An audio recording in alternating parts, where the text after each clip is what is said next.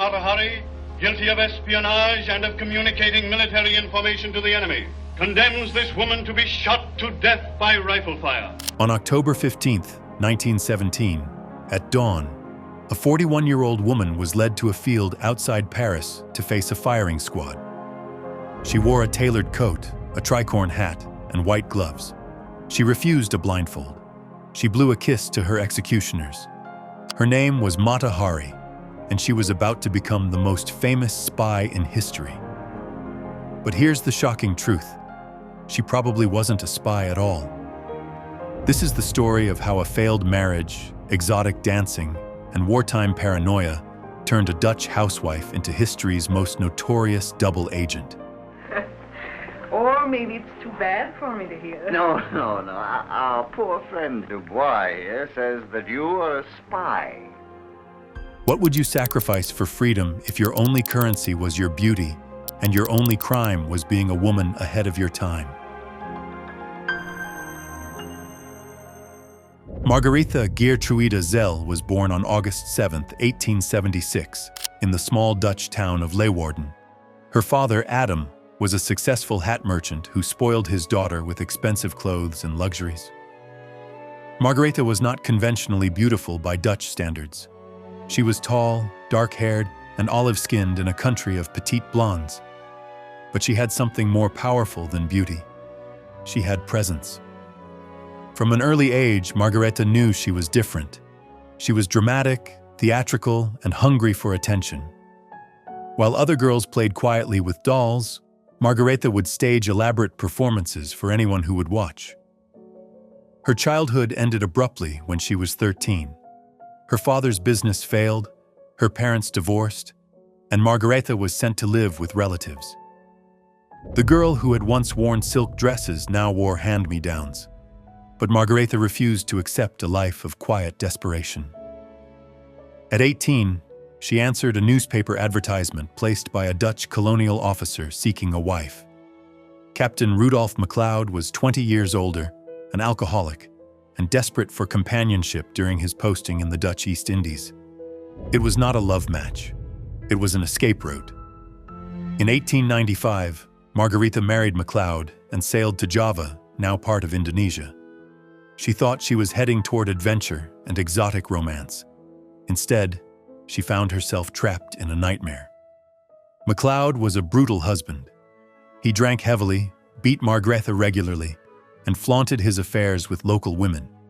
He infected her with syphilis and showed no remorse when their young son died, possibly from poisoning by a disgruntled servant. But Java also gave Margaretha something precious: exposure to Eastern culture, dance, and mysticism. She studied local customs, learned traditional dances, and absorbed the exotic atmosphere that would later make her famous. For 6 years, Margaretha endured MacLeod's abuse while secretly planning her escape. In 1902, she finally left him, taking their surviving daughter with her. She returned to Europe with nothing but her memories of Java and a burning determination to reinvent herself. In Paris, Margaretha transformed herself into Matahari, which she claimed meant Eye of the Dawn in Malay. She created an elaborate backstory. She was a Javanese princess, trained in sacred temple dances, initiated into ancient mysteries. It was all fiction, but it was brilliant fiction. In 1905, Matahari made her debut at the Musée Guimet, performing what she called sacred dances of the East. She wore elaborate costumes, jeweled bras, and flowing veils. Her performances were part dance, part striptease, part religious ritual. Paris was mesmerized. This was the Belle Époque, an era of artistic experimentation and sexual liberation. Audiences were hungry for the exotic, the mysterious, the forbidden. Matahari gave them all three. Her performances were scandalous by the standards of the time. She danced nearly nude, her movements sensual and hypnotic. She claimed her dances were sacred, that removing her clothes was a religious act. Critics were divided. Some called her a genius, a revolutionary artist who was freeing dance from Victorian constraints. Others dismissed her as a common stripper hiding behind Eastern mysticism. But everyone talked about her. Within months, Mata Hari was the most famous dancer in Europe. She commanded enormous fees, performed for royalty, and became the mistress of wealthy and powerful men. She had lovers in every major European capital: military officers, politicians, industrialists, aristocrats. She spoke multiple languages, moved easily between social circles, and seemed to know everyone worth knowing. To the public, Mata Hari was living the ultimate fantasy, a woman who had used her sexuality to gain wealth, fame, and power. She was independent, exotic, and dangerous. But beneath the glamorous surface, Mata Hari was struggling. Her daughter had been taken away by MacLeod, who refused to let Margaretha see the child. Her exotic persona required constant maintenance, elaborate costumes, expensive jewelry, luxurious hotels. She was always one step ahead of creditors. Most painfully, she was aging. By 1910, Mata Hari was in her mid-30s, considered old for a dancer. Younger, more beautiful performers were competing for her audiences. She began to rely more heavily on wealthy lovers to support her lifestyle. She would travel from city to city, staying with different men, accepting gifts of money and jewelry. It was a precarious existence, but Mata Hari had no other skills, no other identity. She was trapped by her own creation. Then came World War I, and everything changed. When war broke out in 1914, Europe was consumed by paranoia and suspicion. Foreigners were viewed with distrust. Women who traveled freely between countries were automatically suspect. Mata Hari, with her exotic background, multiple lovers, and frequent border crossings, was the perfect target for suspicion. The French authorities had been watching her since 1915. They knew she had lovers on both sides of the conflict. They knew she traveled frequently between Paris, Berlin, and neutral countries.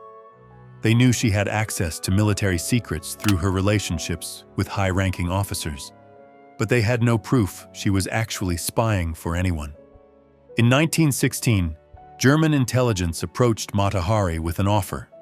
They would pay her 20,000 francs to gather information about French military plans. Mata Hari took the money, but provided no useful intelligence in return. She may have thought she was simply accepting another gift from another wealthy admirer, or she may have been playing a dangerous game, taking money from both sides while serving neither.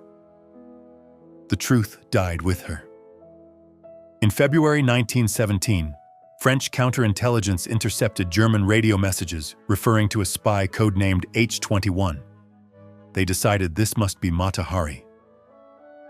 On February 13, 1917, Mata Hari was arrested at her hotel in Paris. She was charged with espionage and treason. The evidence against her was circumstantial at best. The prosecution could prove she had taken money from German officers, but they couldn't prove she had provided any secrets in return. They could show she had traveled frequently, but travel wasn't a crime. What they could prove was that she was a foreign woman who had slept with military officers from multiple countries during wartime. In 1917 France, that was enough. The trial was a sensation. Newspapers portrayed Mata Hari as a master spy, a seductress who had used her feminine wiles to steal military secrets. They described her as cunning, ruthless, and responsible for the deaths of thousands of French soldiers. None of it was true, but it made for compelling headlines. Mata Hari's defense was simple. She was not a spy, just a woman trying to survive in a world that offered her few options. She had taken money from men because that was how she had always survived. She had never stolen secrets because she had no interest in politics or military affairs. Her lawyer argued that she was being scapegoated, that the French government needed someone to blame for their military failures, and had chosen a convenient foreign woman. The court was not convinced. On July 24, 1917, Mata Hari was found guilty of espionage and sentenced to death. She spent her final months in prison, writing letters to lovers and friends, begging for help that never came. The exotic dancer who had once commanded the attention of Europe was now forgotten, abandoned by the men who had once competed for her favors. On the morning of October 15, 1917, Mata Hari was taken to the Château de Vincennes for execution. She dressed carefully, as if preparing for a performance. 12 soldiers raised their rifles. Mata Hari stood straight, refusing the blindfold and the post. She looked directly at her executioners. The volley rang out. Mata Hari fell. She was 41 years old. No one claimed her body. She was buried in an unmarked grave. But death made Mata Hari immortal. Within months of her execution, the legend began to grow. Books, films, and plays portrayed her as the ultimate femme fatale, a woman so seductive she could steal state secrets with a glance. The truth was far more mundane and far more tragic. Modern historians who have examined the evidence conclude that Mata Hari was almost certainly not a spy. She was a woman who used her sexuality to survive in a world that offered her few alternatives, and who became a convenient scapegoat during a time of national crisis. The German intelligence files captured after World War II contain no mention of Mata Hari as an agent. The French military secrets she allegedly stole were either already known to the Germans or completely fabricated by prosecutors. Mata Hari was executed not for what she did, but for what she represented: female independence, sexual freedom, and the threat of the exotic other. Her real crime was being a woman who refused to conform to society's expectations. But the legend of Mata Hari has endured because it speaks to something deeper than historical fact. She represents the fantasy of the woman who uses her sexuality as power, who lives by her own rules, who refuses to be controlled by men or society. In an era when women had few rights and fewer opportunities, Mata Hari created her own destiny. She transformed herself from an abused housewife into an international celebrity. She lived luxuriously, traveled freely, and answered to no one. The price she paid was her life. Today, Mata Hari is remembered not as a spy, but as a symbol. She represents the eternal tension between female sexuality and social control, between individual freedom and collective security. Her story has been told and retold in dozens of films, books, and plays. Each generation sees something different in her: feminist icon, tragic victim, dangerous seductress, or misunderstood artist. The truth is probably simpler and sadder than any of these interpretations. Mata Hari was a woman who created a fantasy version of herself to escape an unbearable reality. She became so successful at playing this role that she forgot where the performance ended and the person began. When the world turned dark and paranoid, her exotic persona became a liability instead of an asset. The very qualities that had made her famous, her foreignness, her sexuality, her independence, made her a perfect scapegoat. She died not because she was a spy, but because she was a woman who had dared to live on her own terms. The Dutch dancer who became history's most famous spy probably never spied on anyone, but she did something far more dangerous. She showed the world that a woman could reinvent herself completely, that beauty and intelligence could be weapons, that the rules of society were not unbreakable. For that, she paid the ultimate price. Mata Hari's legacy is not in the secrets she stole, because she probably stole none, but in the boundaries she broke and the possibilities she revealed. She proved that any woman, no matter how ordinary her origins, could become extraordinary through sheer force of will and imagination. Her execution sent shockwaves through European society. Many who had known her personally couldn't believe she was capable of espionage. But in wartime France, doubt was a luxury the government couldn't afford. The French press portrayed her execution as a victory against German espionage. The public, desperate for good news during a devastating war, embraced the narrative. But some journalists and intellectuals questioned the verdict. They pointed out the lack of concrete evidence and the obvious bias against foreign women. In the 1930s, historians began to re-examine Mata Hari's case. They found glaring inconsistencies in the prosecution's evidence and troubling gaps in the investigation. By the 1960s, the consensus among serious historians was clear. Mata Hari had been innocent of espionage. She was a victim of wartime hysteria, gender bias, and prosecutorial ambition. But the legend proved more powerful than the truth. Mata Hari had become a cultural archetype, the exotic seductress who uses her sexuality to steal secrets. This image appeared in countless spy novels, films, and television shows throughout the 20th century. The irony is profound. Mata Hari's greatest creation was not her exotic dance performances, but the myth of herself as a master spy. This myth became more influential than anything she actually did while alive. Modern feminists have reclaimed Mata Hari as a symbol of female empowerment and victimization. They see her as a woman who refused to accept society's limitations, who created her own identity and lived by her own rules. Her tragic end serves as a reminder of the dangers faced by women who challenge conventional expectations. In a world controlled by men, female independence was often seen as a threat to be eliminated. The Dutch government officially acknowledged the injustice of her execution in 2001, nearly a century after her death. A statue was erected in her hometown of Leeuwarden, honoring her as a victim of judicial murder. Today, visitors to Paris can see a plaque marking the spot where Mata Hari was executed. Her grave remains unmarked and unknown, but her memory lives on in museums, books, and films around the world. Perhaps this is fitting for someone who spent her life creating and recreating herself. Mata Hari understood the power of myth and legend. She knew that sometimes fiction can be more powerful than fact. In death, she achieved what she had always sought in life: eternal fame and the power to captivate audiences across generations.